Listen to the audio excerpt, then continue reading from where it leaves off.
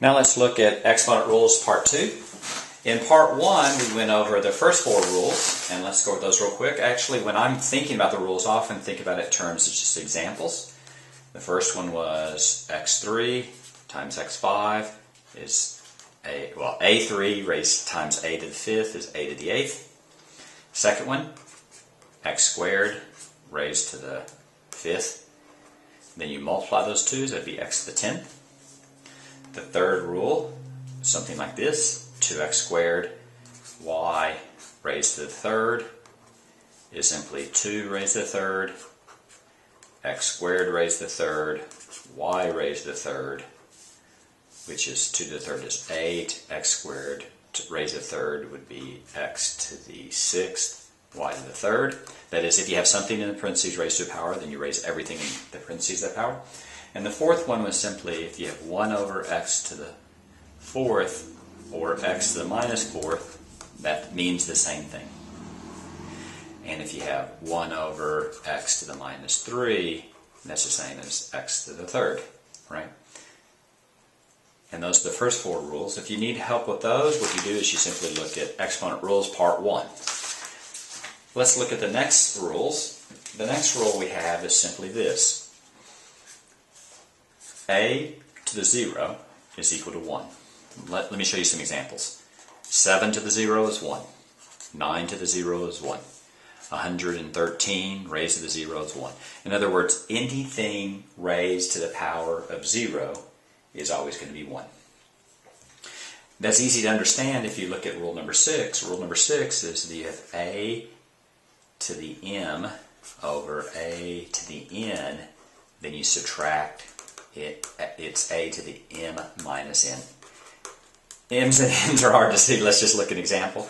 If you have x to the 5th over x squared, that's x to the 3rd, 5 minus 2. That actually makes a lot of sense. X to the 5 is x times x times x times x times x, and x squared is x times x. If you notice, these are all multiplied so that you can cancel this x and this x and this x and this x. We end up with 3 x's on the top, so that's x to the 3rd. Now, rule number 5 makes sense. If we have x to the 4th over x to the 4th, we know what x to the 4th over x to the 4th is. Anything divided by itself is equal to 1, unless it's 0. So 19 divided by 19 is 1, and 100 divided by 100 is 1, so x4 divided by x4 has to be 1. Let's use this rule here. Here we subtract the 2, so that would be x to the 4th over x to the 4th is equal to x to the 4 minus 4, or x to the 0. But what is x to the 0? 1. And that's what this rule means. Anything to the 0 is always 1.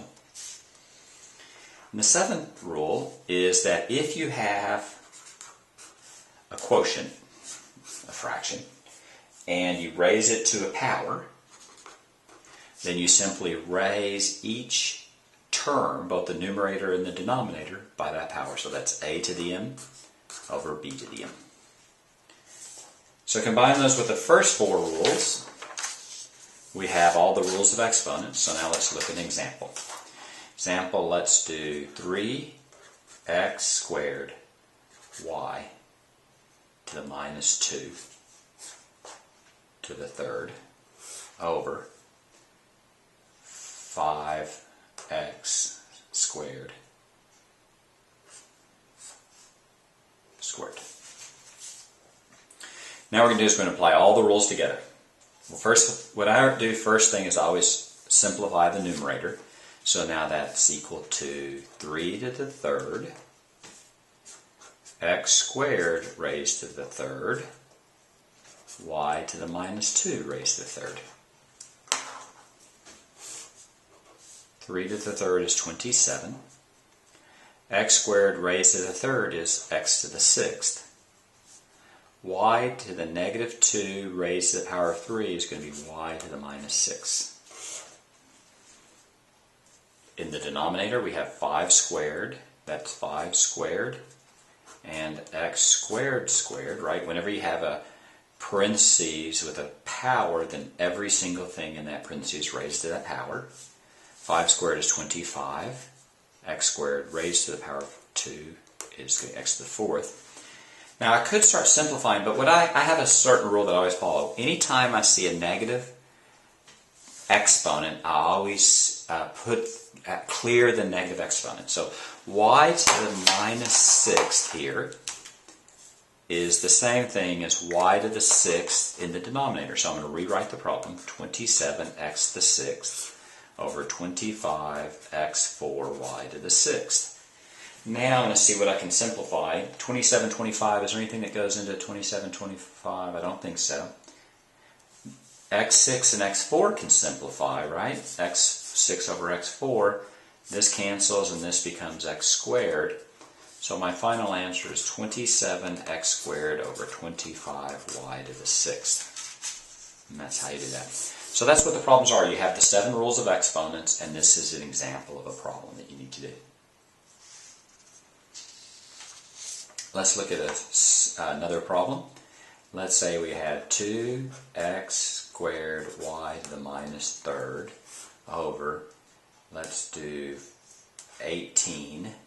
Let's do this at 12. Yeah, let's do 12x squared y to the negative 3 over x to the minus 4 y to the minus 2. Now there's different ways that you can do this problem, but the very first thing that I like to do is to get rid of the negative exponent. So let's think this is y to the minus 3. Y to the negative 3 is really 1 over y to the third. So this is just simply the y that goes on the bottom in the denominator. Let's see if you have any more negative exponents here. You have x to the minus 4. Now this is a negative exponent, so it means it goes in the denominator, but it's already in the denominator. So the key is x to the minus 4 in the denominator means that it goes to the numerator. So a good way to think of this is a negative exponent means it's where it should not be. So that means that x to the fourth should be up here.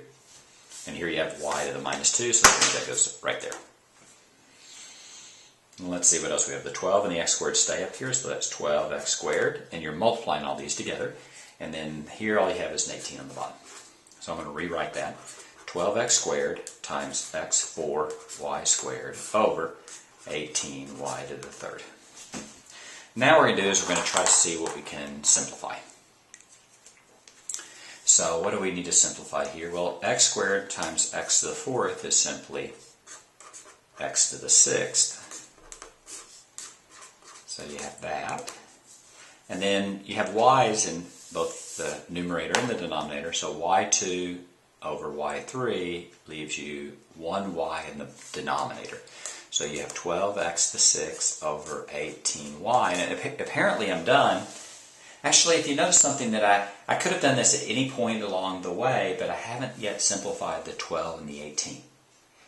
And I'm going to simplify those two now. Is there a number that goes into 12 and 18? I think that 2 goes into it, but so does 3. 6 actually does. So I'm going to divide this and this by 6, and that becomes a 2, and that becomes a 3. And my final answer becomes 2x to the 6th over 3y. And that's the rules of exponents, and with some examples.